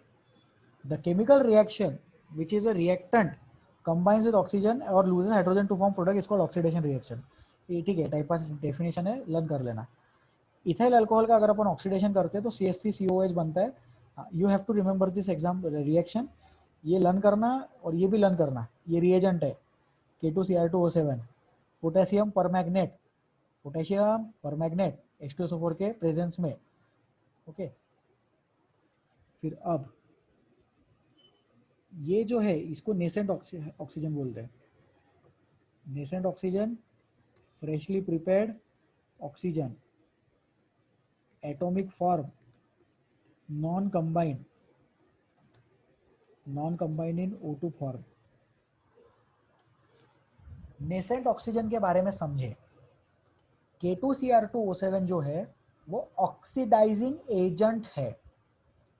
ऑक्सीडाइजिंग एजेंट मतलब सामने वाले को ऑक्सीडाइज करने वाला। सामने वाले को ऑक्सीडाइज करना है तो खुद को रिड्यूस होना पड़ता है। To oxidise a species we have to get reduced. तो K2Cr2O7 जो है वो रिड्यूस होगा और सामने वाले को ऑक्सीडाइज करेगा, and this is provider of nascent oxygen. ये क्या है, ये नेसेंट ऑक्सीजन का प्रोवाइडर है। अब नेसेंट ऑक्सीजन मतलब फ्रेशली प्रिपेयर्ड ऑक्सीजन। इतना फ्रेश है कि उसने O2 भी नहीं बनाया। जैसे पहले इसने ऑक्सीजन का एटम दिया, फिर और एक ऑक्सीजन का एटम देगा, तभी तो जाके O2 का मॉलिक्यूल बनेगा ना। लेकिन वो इतना फ्रेशली प्रिपेयर्ड है कि अपन ने रिएक्शन करवाई और ये जो फ्रेशली प्रिपेयर्ड ऑक्सीजन बना इसको इससे रिएक्ट करने को भेज दिया। Okay, so the concept over here is that this oxygen is freshly prepared and this is reacting with ethyl alcohol rather than forming O2। O2 बनने की बजाय उसने एथिल अल्कोहल से ही रिएक्ट कर लिया और फिर एसिटिक एसिड बन गया। तो यहाँ पे acetic acid formation takes place. This is an example of oxidation reaction. Nascent oxygen है, फ्रेशली प्रिपेयर्ड ऑक्सीजन, और ये एटॉमिक फॉर्म में है। Okay, so this is also taken from your text book. ये पॉइंट अपन डिस्कस करेंगे अभी।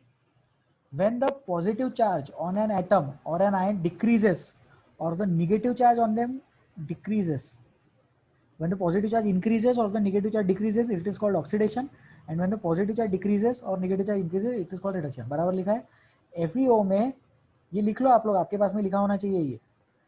ये डब्बा मैंने टेक्स्ट बुक से लाया है, लेकिन ये पता होना चाहिए अपने को कि FeO में Fe के ऊपर पॉजिटिव 2 चार्ज है और Fe2O3 में Fe के ऊपर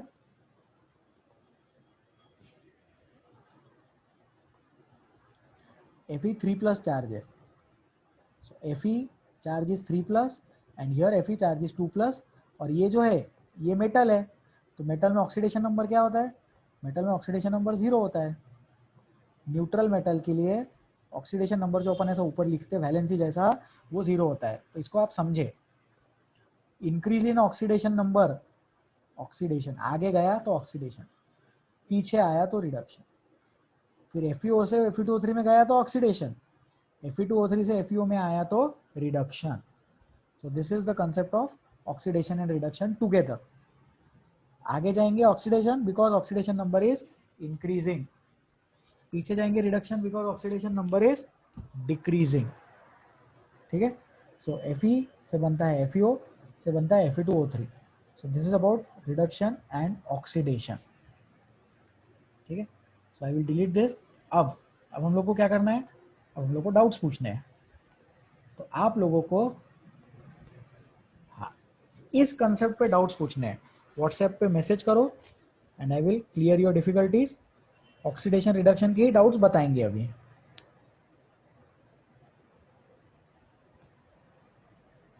Can oxygen get reduced and hydrogen get oxidized? Yes, definitely. पराग का डाउट है, पराग चीमनकर, ऑक्सीजन का रिडक्शन और हाइड्रोजन का ऑक्सीडेशन हो सकता है क्या? बिल्कुल हो सकता है। Hydrogen can get oxidised, the product of oxidation of hydrogen is water, water is the product of oxidation. ठीक है, can oxygen be reduced? Oxygen can get reduced, the product of reduction of O2 is water, again the same thing।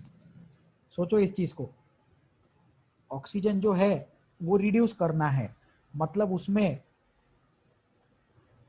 या तो reduce करना है ना, तो या तो ऑक्सीजन ही हटा दो या फिर हाइड्रोजन ऐड कर दो। अभी ऑक्सीजन से ऑक्सीजन हटाएंगे तो वो तो कॉमन सेंस वाली बात नहीं है, तो हाइड्रोजन ऐड करके देख लो, हाइड्रोजन ऐड करके वाटर बनता है।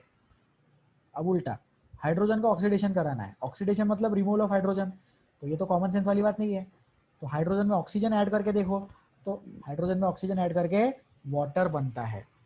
तो ये अच्छा पॉइंट है, जनता इसको लिख ले। पराग का डिफिकल्टी है, पराग रिप्लाई करे, समझा गया? हाइड्रोजन का ऑक्सीडेशन हो सकता है और ऑक्सीजन का भी रिडक्शन बिल्कुल पॉसिबल है, दोनों ही केसेस में वाटर बनता है। ठीक है sir, explain oxidation number again. Yes definitely.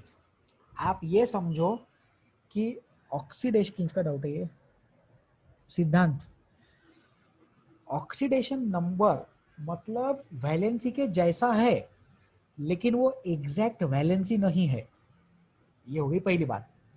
और दूसरी बात, जो भी अपने को चार्ज दिखता है, अब जैसे कोई मॉलिक्यूल सोचो, कोई भी मॉलिक्यूल सोच लो, जैसे MgCl2, मैग्नीशियम क्लोराइड सोच लो, तो मैग्नीशियम पे कितना चार्ज है? +2। क्लोरीन पे कितना चार्ज है? -1। मैग्नीशियम पे +2, क्लोरीन पे -1, तो क्लोरीन का ऑक्सीडेशन नंबर हुआ -1 एंड मैग्नीशियम का ऑक्सीडेशन नंबर हुआ +2। तो जो भी अपन चार्ज लिखते हैं ना, वो चार्ज ही ऑक्सीडेशन नंबर आता है। न्यूट्रल एटम्स के लिए ऑक्सीडेशन नंबर 0 रहेगा। MgCl2 एज अ कंपाउंड के लिए भी oxidation number will be 0। For compounds oxidation number will be 0। For neutral atoms oxidation number will again be 0। लेकिन कटायंस और अनायंस के लिए चार्ज के इक्वल कंसीडर कर लेना। ठीक है, फिर और एक चीज मैं सबको बताना चाहूंगा यहाँ पे, कि जैसे पिछले क्लास में हमने कॉम्बिनेशन और डिकम्पोजिशन पढ़ा था, लेकिन आज फिर भी रिवाइज किया, तो कल वाले क्लास में ऑक्सीडेशन और रिडक्शन फिर से रिवाइज करेंगे। ऑक्सीडेशन नंबर जो है वो साइन के साथ रहता है, मतलब मैग्नीशियम का ऑक्सीडेशन नंबर +2 है, क्लोरीन का ऑक्सीडेशन नंबर -1 है। It is there with the sign, notation लिखना। वाटर सोचो, वाटर में हाइड्रोजन का ऑक्सीडेशन नंबर, वाटर में हाइड्रोजन का ऑक्सीडेशन नंबर +1 है एंड ऑक्सीजन का ऑक्सीडेशन नंबर वाटर में -2 है। ठीक है, +1 और -2 ऑक्सीडेशन नंबर साइन के साथ लिखते हैं। सिद्धांत रिप्लाई करो व्हाट्सएप पे। Do all the redox reactions involve oxygen? जरूरी नहीं है। Very good doubt. कौन है ये? आयुष। ऑक्सीडेशन और रिडक्शन की एक पर्टिकुलर डेफिनेशन है जो लूजिंग इलेक्ट्रॉन्स और गेनिंग इलेक्ट्रॉन्स के टर्म्स में है। तो वहां पे रेडॉक्स रिएक्शन की अगर अपन बात करें तो जरूरी नहीं है कि ऑक्सीजन या हाइड्रोजन लाना पड़ेगा। बिना ऑक्सीजन और बिना हाइड्रोजन के भी अपन रेडॉक्स कंसिडर कर सकते हैं। ये नया डेफिनेशन आया। नया मतलब ये भी 50-60 साल पुराना है, बट पहले जब ऑक्सीडेशन डिफाइन हुआ था तो ऑक्सीजन और हाइड्रोजन के टर्म्स में डिफाइन हुआ था। आज की डेट में अपन losing electrons and gaining electron के टर्म्स में बात कर सकते हैं। आयुष व्हाट्सएप पे रिप्लाई करें। जनता डाउट पूछती है फिर डिलीट भी कर देती है। सर ऑक्सीडेशन रिएक्शन में हीट देना पड़ता क्या? जरूरी नहीं है, कुछ कुछ रिएक्शन को हीट की रिक्वायरमेंट रहती है, कुछ कुछ रिएक्शंस बिना हीट के भी चल जाती है। सार्थक। सो ऑक्सीडेशन रिएक्शंस के लिए ऐसा कोई हार्ड एंड फास्ट रूल नहीं है कि हीट देना ही पड़ेगा क्या। Without heat also oxidation reduction can take place.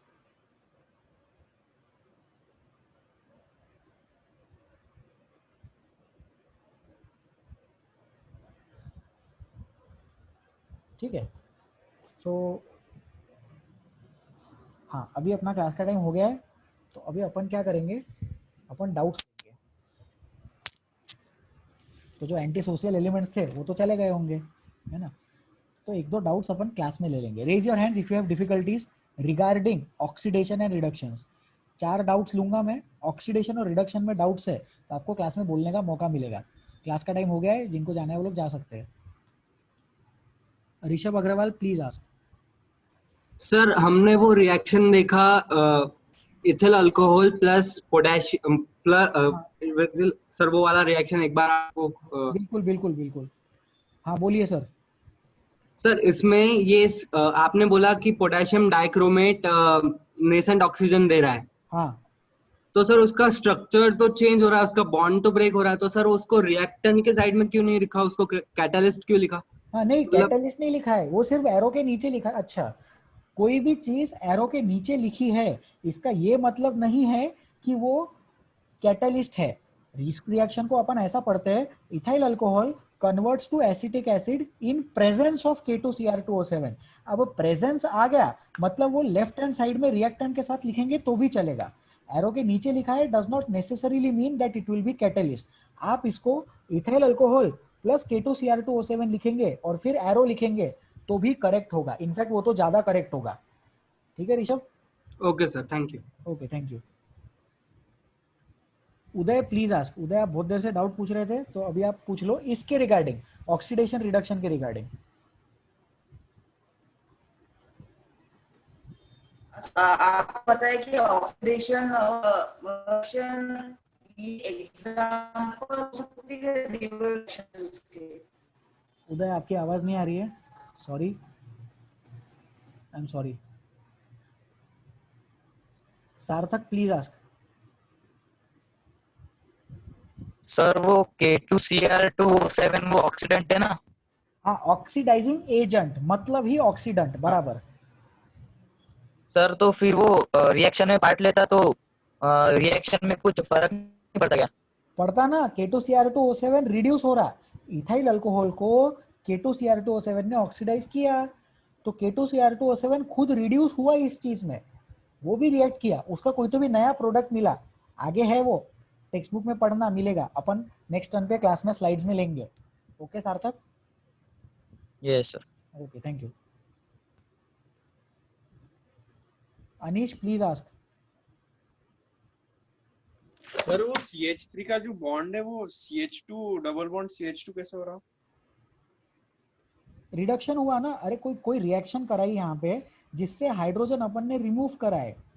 यहाँ पे कोई रिएजेंट डाला होगा, ऐसी हवा में रिएक्शन नहीं हो गई।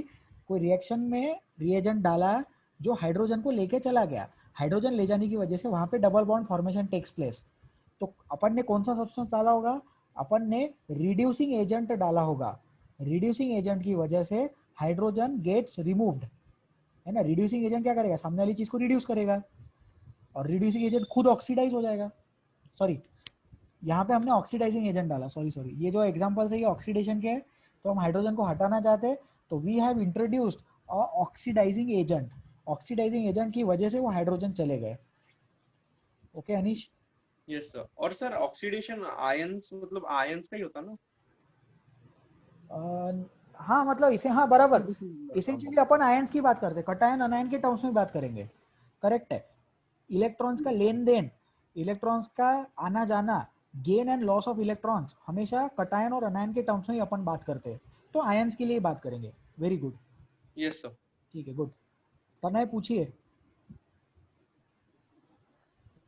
जो K2Cr2O7 है उसमें का पोटेशियम और क्रोमियम कहाँ गया सर?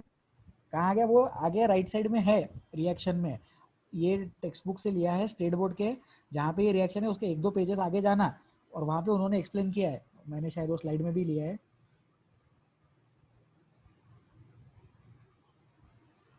नहीं, स्लाइड में नहीं लिया है मैंने वो, लेकिन वो चीज़ है टेक्स्ट बुक में है, अपन डिस्कस कर लेंगे वो। ठीक है, that will be taken care of. बहुत स्टैंडर्ड रिएक्शन है K2Cr2O7 का ऑक्सीडेशन। ये एग्जांपल 11th-12th में एकदम लर्न ही रहता है स्टूडेंट्स को। जैसे K2Cr2O7 क्या है, ऑक्सीडाइजिंग एजेंट है, अल्कोहल को एसिड में कन्वर्ट करता है। ये चीज़ तो एकदम ABCD के जैसा लर्न होता है। ठीक है, जिनका डाउट था, पता नहीं किनका डाउट था। एनीवेज, सिद्धांत। सर आपने बोला था कि किसी भी चीज को ऑक्सीडाइज करने से पहले उसको खुद रिड्यूस होना पड़ता, तो ये समझा नहीं सर। नहीं, कोई चीज को अगर ऑक्सीडाइजिंग एजेंट बनना है, सामने वाले को ऑक्सीडाइज करना है, तो खुद को रिड्यूस होना पड़ेगा। जब तक मैं खुद रिड्यूस नहीं होऊंगा तब तक सामने वाले को ऑक्सीडाइज नहीं कर पाऊंगा। मेरी मत- खुद की जब इच्छा, रुक जाओ, मेरी खुद की जब इच्छा रहेगी रिड्यूस होने की, तभी मैं सामने वाले को ऑक्सीडाइज कर पाऊंगा। सामने वाले से इलेक्ट्रॉन्स लेते आने चाहिए, एक्सेप्ट करते आने चाहिए, सामने वाले से इलेक्ट्रॉन्स जबरदस्ती छीनते आने चाहिए। अगर मैं अच्छे से छीन सकता हूं तो मैं गुड ऑक्सीडाइजिंग एजेंट हूं, मतलब मेरा खुद का रिडक्शन अच्छे से होगा। सिद्धांत कमेंट। Yes sir. और सर मतलब वो खुद से ऑक्सीजन उसको दे रहा ना, मतलब वो खुद ऑक्सीजन छोड़ रहा और उसको दे रहा। हाँ, खुद ऑक्सीजन छोड़ रहा, मतलब सामने वाले को ऑक्सीडाइज कर रहा, मतलब खुद से ऑक्सीजन निकला, मतलब removal of oxygen. Yes sir. Removal of oxygen मतलब रिडक्शन। आ रहा है? Yes sir. सिद्धांत समझ रहा है ना? Yes sir. Very good. और सर हाँ वो बोलिए। K2Cr O7 उसके साथ H2SO4 वो रिएक्शन में पार्ट ले रहा है क्या, एज ए कैटलिस्ट है? वो H2SO4 एज अ कैटेलिस्ट है, उसका कुछ काम नहीं है, मीडियम प्रोवाइड कर रहा है वो। ठीक है। और सर ऊपर जो O है ब्रैकेट में, वो नेसेंट ऑक्सीजन है क्या? हाँ, वो वाला नेसेंट ऑक्सीजन है, स्क्वायर ब्रैकेट में लिखा है तो नेसेंट ऑक्सीजन है, फ्रेशली प्रिपेयर्ड ऑक्सीजन है। वो freshly prepared oxygen O2 molecule बनाने के पहले ही एसिड बना दिया। Yes sir. ठीक है, थैंक यू सर। ओके सिद्धांत। तनय please ask. Sir, can we call oxidation number as the number of electrons gained or lost in a हाँ reaction? हाँ, वो चीज को actually change in oxidation number बोलते हैं। वो आता है थोड़ा, change in oxidation number 11th में पढ़ते हैं। तो गेन्ड और लॉस्ट इन अ रिएक्शन, ये चीज actually change in oxidation number है, and oxidation number as such नहीं है। समझा? मतलब मेरा एज 18 ईयर्स, मेरा एज 22 ईयर्स, तो डिफरेंस हुआ 4 साल का। तो वो जो 4 साल है वो मेरा एज नहीं है, वो एज का डिफरेंस है। तो जो आप बोल रहे हो that is change in oxidation number का कंसेप्ट। ठीक है, किनका डाउट था ये? तनय का डाउट था क्या? तनय अग्रवाल अनम्यूट। Yes, sir. हाँ, हो गया? Yes, sir. Thank you, sir. Okay sir, thank you. Saumya please ask.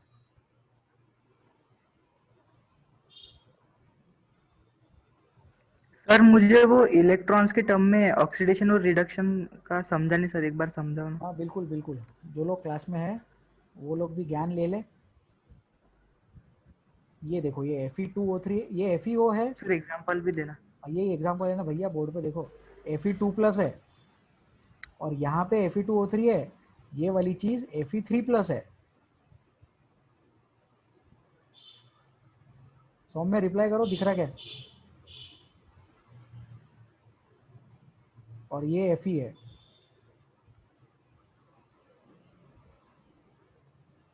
Saumya unmute करो। Yes sir. हाँ अभी इधर देखो, इधर Fe है, सबसे स्टार्टिंग में Fe है, तो ये जो Fe है इसका ऑक्सीडेशन नंबर 0 है। अब अगर ऑक्सीडेशन नंबर बढ़ा मतलब ऑक्सीडेशन हुआ, आगे गए ऑक्सीडेशन हुआ, पीछे गए रिडक्शन हुआ, Fe2+ और इधर Fe0। क्लिक हुआ सौम्य? Yes sir. ओके, तो increase in oxidation number, oxidation, electrons चले गए, ऑक्सीडेशन हुआ, रिमूवल ऑफ इलेक्ट्रॉन्स हुआ, इलेक्ट्रॉन्स छोड़ के जाएंगे तभी पॉजिटिव चार्ज डेवलप होगा, और पॉजिटिव चार्ज से 0 पे जाएंगे मतलब हमने इलेक्ट्रॉन्स प्रोवाइड किए। ओके यस सर, समझ गया। ठीक है, ठीक है। सो आज के लिए इतना ही। Thank you so much. जिनके डाउट्स बच गए I will reply them on WhatsApp. किसी दिन अपन एक्स्ट्रा डिफिकल्टी सेशन ले लेंगे जिसमें सिर्फ डाउट्स पे चर्चा करेंगे। Okay, with this I will end the meeting. Thank you so much. Please take care of yourselves. Bye sir.